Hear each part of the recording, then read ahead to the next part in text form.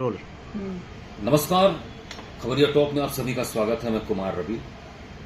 Medical एक अहम सरकार के लिए, सिस्टम के लिए, समाज के लिए बहुत बड़ी एक वरदान भी है, लेकिन कहीं चूक हो जाती है तो अभिशाप भी बन जाती है। इसकी जिम्मेदारी बहुत अहम होती है क्योंकि सवाल जीने मरने से होता है। आइए हम बात करते हैं इस समय यहाँ पर राजधानी लखनऊ की सत्ता के केंद्र बिंदु यानी 5KD पांच कालिदास मार्ग से चंद कदम दूरी पर डॉक्टर श्यामा प्रसाद मुखर्जी, जिसे आम बोलचाल की भाषा में सिविल अस्पताल कहते हैं।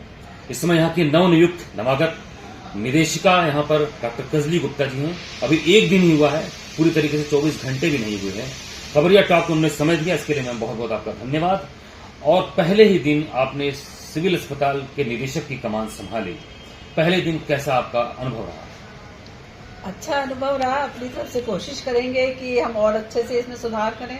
सब कर्मचारी काफी कोऑपरेटिव हैं, लेकिन कुछ ना कुछ हमें लग रहा है कमियां हैं, उनको हमें दूर करने की कोशिश करेंगे जिससे मरीजों को ज्यादा से ज्यादा। कौन कौन सी दिक्कतें आपको शुरुआती मतलब पहले दिन दिखी आपको? पहली दिक्कत तो मुझे सबसे पहले पार्किंग की लगी। मैं कोशिश करूंगी कि पार्किंग सुचारू रूप से जी, ये आने जाने वालों को सबसे पहले आप कहीं भी प्लेस पे जाते हैं, पार्किंग में ही आपका अगर मूड ऑफ हो जाता है तो आगे मुशक्कत सी लगती है। तो उसको मैं कोशिश करूंगी स्ट्रीमलाइन, क्योंकि बड़ा अस्पताल है, अब देखती हूँ कितना मैं कर पाती हूँ, कितना मुझे स्पेस मिल पाता है, उसको कोशिश करूंगी। मैम, आपके पोर्टफोलियो को थोड़ा सा देखा हम लोगों ने, हमारी टीम ने थोड़ा उसको खंगाला तो पता लगा कि आपके पास समय थोड़ा कम है, 9-10 महीने बचे हैं। इस तरीके से बहुत बड़ा जिम्मेदारी शासन सरकार ने आपको दी है चिकित्सा सुविधा में, किस तरीके से इसको आप देखती हैं? ऐसी कोई बात नहीं है, 9 महीने क्या, आदमी का चाहे तो 1-2 महीने में कार्य कर सकता है। बस ये कि आपको सही स्ट्रेटेजी और प्लानिंग करनी पड़ती है, लोगों को मोटिवेट करना पड़ता है, हो सकता है काम। हम इससे पहले आपने प्रयागराज, इलाहाबाद में काम किया, काफी इटावा में काम किया, किस तरीके की वहां की आपने क्रिएटिव मेडिकल टीम के साथ किया, क्या काम किया वहां पे आपने जो इसको सिविल अस्पताल में दोहराना चाहेंगे आप? सारी चीजें ही दोहरानी पड़ती है। देखिए, मैंने इटावा में शुरू किया, दैट वाज माय प्रोमो जी। छोटे अस्पताल से मैंने शुरू किया, 70-80 बेड्स का था जी। मेरे को समझ में आया कि मतलब एज ए क्लिनिशियन हमने बहुत काम किया था, लेकिन डॉक्यूमेंटेशन में इस और लोगों में काम करने की इच्छा ये सब नहीं थी, या लोगों में कॉपरेशन नहीं था, स्ट्रीम लाइनिंग नहीं थी। अगर चीजें हम अरेंज वे में, प्लान वे में करें, कोऑर्डिनेट करके करें और फ्रेंडली बिहेवियर में करें तो सब लोग साथ देते हैं, फिर काम होता है, फिर सबको काम करने में अच्छा भी लगता है। इटावा में क्या काम किया था आपने? इटावा में हमने पूरा अस्पताल साफ करवाया, 20-20 साल के जो बंद कमरे थे वो निकलवाए, और जो का सामान डंप कर रखा था सब निकलवाया, और MCH जो यहाँ की विंग बंद की वो खुलवाई, और लोगों को काम करना, डॉक्यूमेंटेशन कराना सिखाया।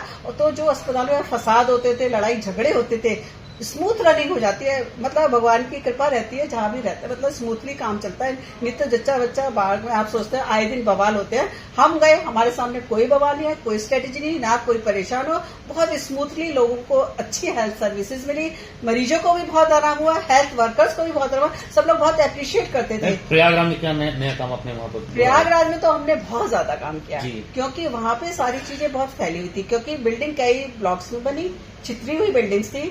तो कौन सा अस्पताल था मैम वहाँ पे? वो डफरिन अस्पताल जी। तो वहाँ पे एक तो सबसे बड़ी बात ये थी कि आपकी बच्चों की OPD और संपूर्ण OPD 4th फ्लोर पर थी जी। तो मरीजों को आने जाने में बहुत दिक्कत होती थी। जो क्या थी, आपकी लिफ्ट थी फुल टाइम इन्वॉल्व रहती थी, और जो कॉरिडोर में जहाँ पेशेंट वेटिंग एरिया था उससे वो लोग गुजरते थे, वो दैट वाज वेरी हॉट। तो हमने जो बिल्डिंग दूसरी थी वहाँ पे एक्चुअली क्या हुआ, कई ब्लॉक्स में बिल्डिंग बनी हुई थी तो वो इस्तेमाल नहीं होती थी, तो वो कोरोना काल में नई बिल्डिंग में काम शिफ्ट करते, पुराने को उन्होंने बिल्कुल डिस्कार्ड कर दिया। मैंने सारे पुराने कमरे खुलवाए, उसमें जैसे पीडियाट्रिक्स OPD को नई नीचे शिफ्ट कराया, संपूर्ण क्लिनिक को नीचे शिफ्ट कराया, एक सबसे बड़ा काम ये कराया। दूसरा, लैब फैली हुई थी, यूरिन टेस्ट अलग होता था और टेस्ट अलग होता था, मरीज इधर से उधर दौड़ता रहता था, उसको मैंने एक कंबाइंड वे में कराया उसको।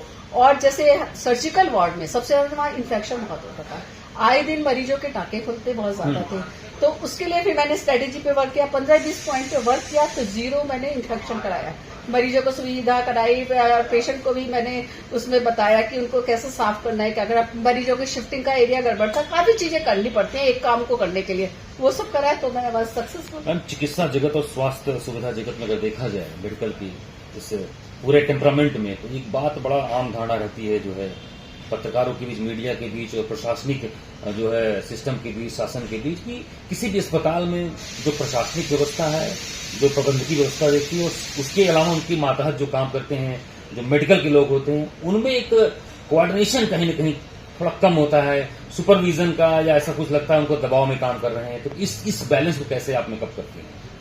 मिला के सबको बच्चों की तरह ट्रीट करती हूँ। डांटने के समय डांट दिया और प्यार के समय प्यार कर दिया, समझा दिया। और पढ़ना लिखना सभी को अच्छा लगता है जब उनको लगता है कि चीजें इजी वे में हो रही हैं और रेगुलराइज वे में। आप यहीं के लोगों का फीडबैक देख लीजिएगा, 2 दिन में हमने उनको बताया बेटा तुम्हें नहीं आ रहा, इसको कर लीजिए। शुरू में 2-4 लोग तो बहुत रिपल्सिव होते हैं, उन लोगों को लगता है हम नहीं काम करना चाहते, लेकिन जो काम करने वाला उसको बड़ा अच्छा लगता है, फिर धीरे धीरे सब लोग आ जाते हैं। मैम जहाँ बैठी है हजरतगंज एरिया है, बहुत भीड़ भाड़ वाला एरिया है, काफी दूर से लोग आते हैं और सिविल अस्पताल जो बहुत वीआईपी एरिया में बसा हुआ है, यहाँ पर अक्सर देखते हैं सूबे के मुखिया जो भी होते हैं अलग अलग पार्टियों में जिस लेवल पे होते हैं, यहाँ पर अक्सर दौरे होते रहते हैं स्वास्थ्य मंत्री के, तो वीआईपी प्रोटोकॉल भी बहुत बना होता है, तमाम चीजें होती हैं। उसके साथ साथ यहाँ मरीजों की भी संख्या बढ़ रही है, तो मरीजों की संख्या और आपके डॉक्टर्स ओपीडी में जो कार्यरत हैं या रेजिडेंट डॉक्टर जो हैं, जो प्रैक्टिशनर्स हैं, उनके भी जो गैप है नंबर ऑफ, उसको कैसे आप उस वैक्यूम को फुलफिल करेंगे?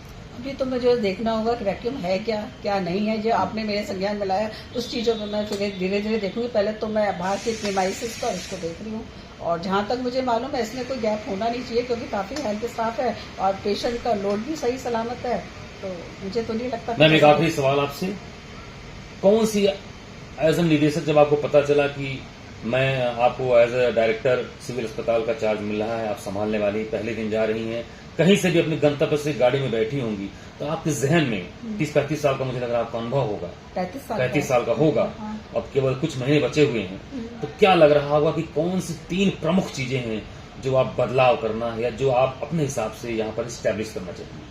बदलाव तो देखने के बाद ही होता है ना, चीजों को देखने को समझने के बाद ही होता है। अब मान ली कोई स्टूडेंट आता है, पहले तो हम उसको असेस करते हैं ना, उसकी वीकनेस का है, उसके हिसाब से हमें प्लानिंग करते हैं।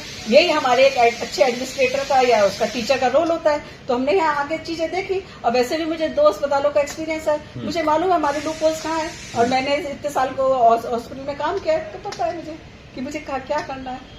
वही डॉक्यूमेंटेशन सबसे ज्यादा गड़बड़ होता है, सफाई की तरफ नहीं होता है, लोगों में कोऑर्डिनेशन नहीं होता है, सैनिटेशन का होता है। हाँ, वो इसीलिए ना कि कोई टेंशन हेडेक नहीं लेना चाहता है, हो जाएगा, कर लेंगे।